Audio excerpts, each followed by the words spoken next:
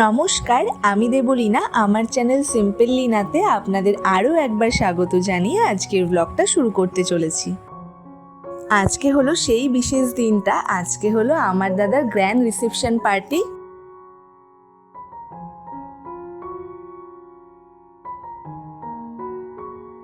Reception বলে কথা, আজকে তো নিজে নিজে সাজাই যাবে না, আমাদের মেকআপ আর্টিস্ট একদম ডট টাইমে চলে এসেছে।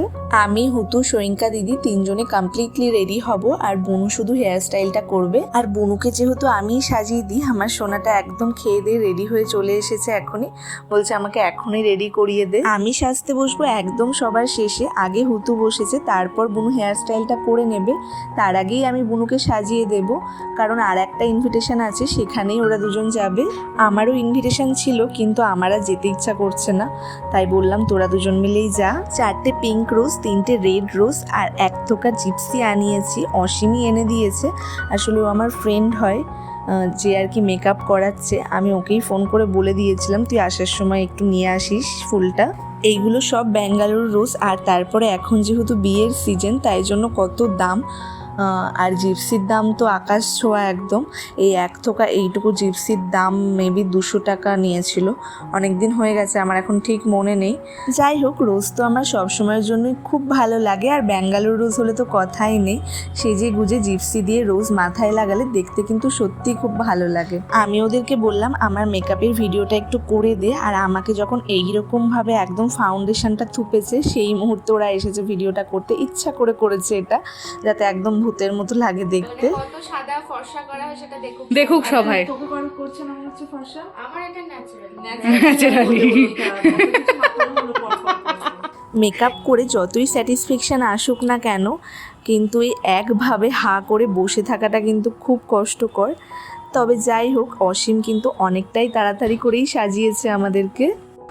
কেউই আমরা একেবারে কমপ্লিটলি রেডি হইনি, কারণ যেহেতু অনেকটা আগে থেকে রেডি হওয়া শুরু করে দিয়েছিলাম, তাই একেবারে শাড়ি পরে হেয়ার করে বসে থাকাটা খুব বিরক্তকর। আমি যেহেতু শেষে সেজেছিলাম, তাই জন্য একেবারে মেকআপ করে হেয়ার করে উঠেছিলাম। তারপরে বসেছি এখন মাকে সাজাতে। ততক্ষণে হুতোর হেয়ারটা করে দিয়েছে, এখন আমার সোনাটার হেয়ার হচ্ছে। আর ওর মুখ ভীষণ ভারী, কারণ ও চেয়েছিল যেন মেকআপ আর্টিস্টের কাছেই ওকে দিয়ে সাজানো হয়।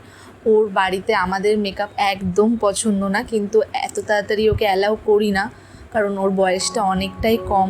আচ্ছা, তোমরাই বলো তো ওর মেকআপটা কেমন হয়েছে? ওর নাকি নিজেকে সাদা ভূতের মতো লাগে দেখতে। হ্যাঁ, প্রথমে একটু সাদা সাদা লাগে, বাট পরে এটা ঠিক হয়ে যায়।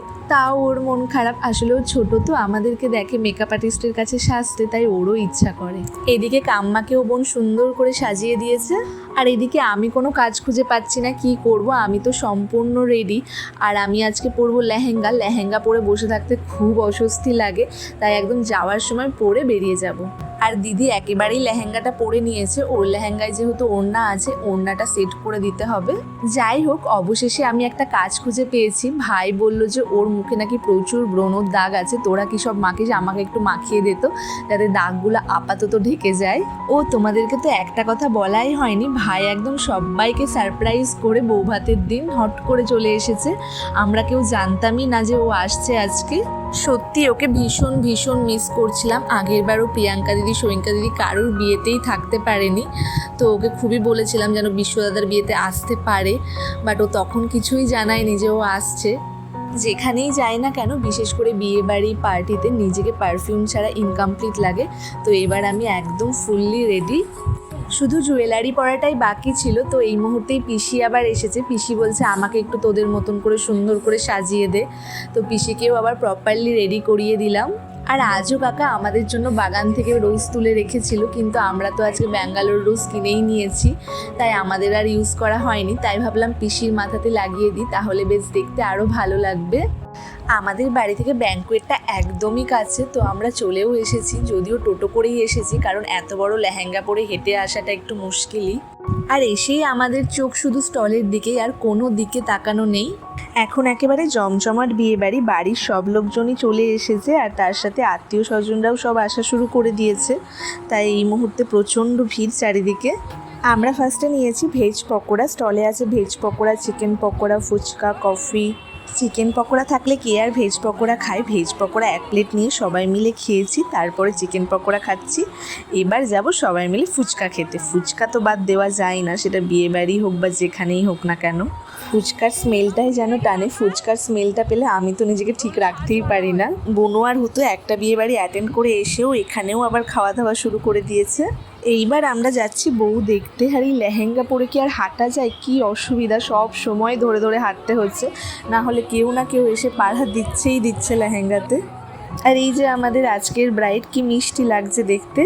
আরও হ্যাঁ, তোমরাও জানিও বৌদিকে কেমন লাগছে দেখতে, আর আমাদের সাজটা কেমন হয়েছে অবশ্যই কমেন্টে জানিও।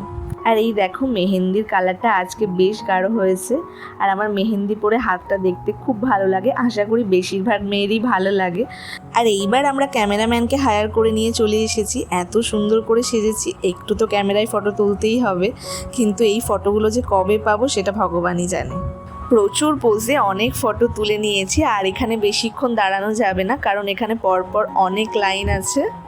আর এই দেখো এখন বনুর সাজটা, তোমরাই বলো বনুকে কেমন লাগছে দেখতে। মুখটা একদমই এখন সাদা সাদা আর লাগছে না। আর এখন চলছে কিছু গ্রুপ ফটো। এটা হলো আমার বড় কাকা।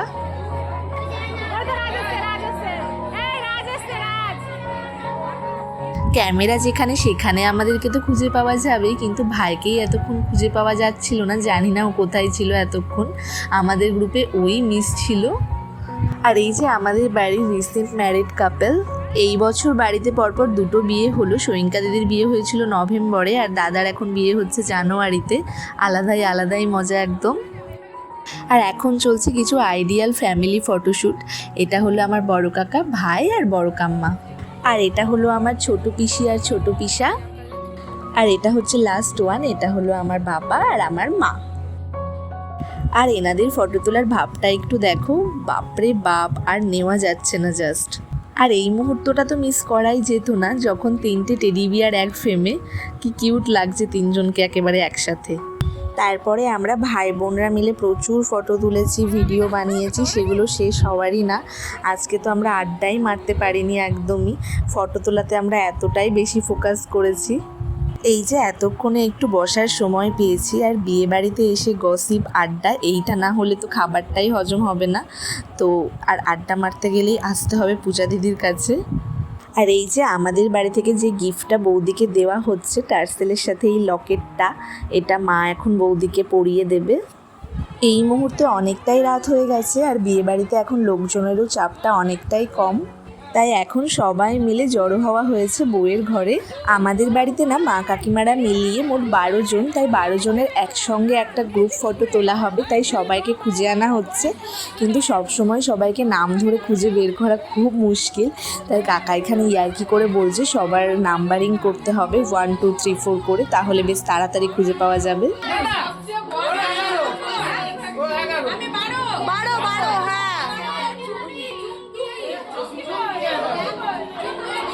দুজন আপাতত মিসিং, দুজনকে এই মুহূর্তে খুঁজে পাওয়া যায়নি। আর ভাই এসেছে বলে কথা, ভাই আমাদেরকে কিছু অ্যাস্থেটিক পোজে ছবি তুলে দেবে না, সেটা তো হতেই পারে না। এবার আমরা যাচ্ছি খেতে, আর যাই হয়ে যাক আমাদের 4 জনকে তো এক টেবিলেই খেতে বসতে হবে। এখন সব বাড়ির লোকেরাই প্রায় খেতে বসেছে।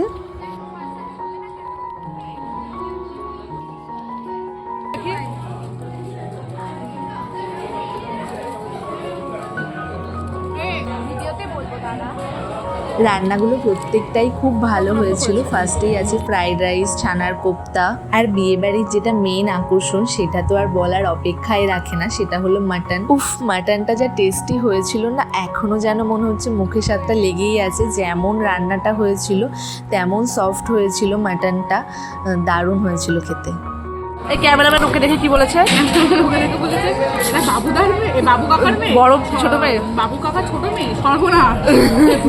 এই তুই এবার বল সর্বনাশ কেন বলেছে, একটু জিজ্ঞাসা কর, বল না বল না বললাম সর্বনাশ কেন।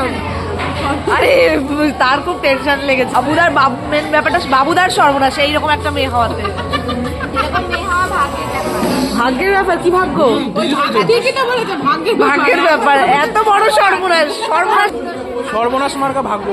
শান্ত শিষ্ট শিষ্ট শান্ত শিষ্ট বাচ্চা উঠবো খেয়ে দেখ পেট ঘুরি করে উঁচু করে দাঁড় করিয়েছে এমন খেতে এই বল 24 ঘন্টা না খাওয়ার পর খেতে খাওয়াটা হয়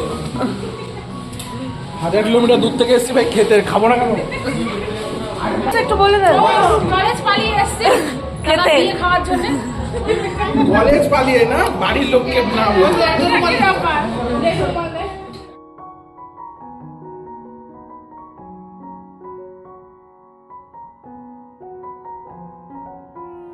আজকের মতো রিসেপশন এখানেই শেষ। এখন আমরা চলে যাচ্ছি বাড়ি। আর ভাই থাকা মানেই তো সব সময়ের জন্য এক্সট্রা কেয়ার, এটা নিয়ে তো কিছু বলারই নেই। আর বিয়ে বাড়িতে ছবি তুলে কম পড়েছে, রাস্তায় যেতে যেতে ল্যাম্পপোস্টের নিচে এখন মনে পড়েছে সোয়েঙ্কা দিদির একটা সবাই মিলে আমরা সেলফি নিই। এখন ঘড়িতে বাজে 1টা, আর আমাদের যদি কাছের কারোর বিয়ে থাকে আর আমরা এভাবে সুন্দর করে সাজি তাহলে আমাদের প্রায় গোটা রাতি জেগেই কেটে যায়। আর তার বিশেষ কারণটা তোমরা দেখে নাও। তবে আজকের মতো আসি। তোমাদের যদি ব্লগটা ভালো লেগে থাকে লাইক কমেন্ট অ্যান্ড শেয়ার করবে, সাবস্ক্রাইব করতে ভুলবে না। আবার দেখা হচ্ছে নতুন কোনো ব্লগ নিয়ে, ততক্ষণের জন্য টাটা।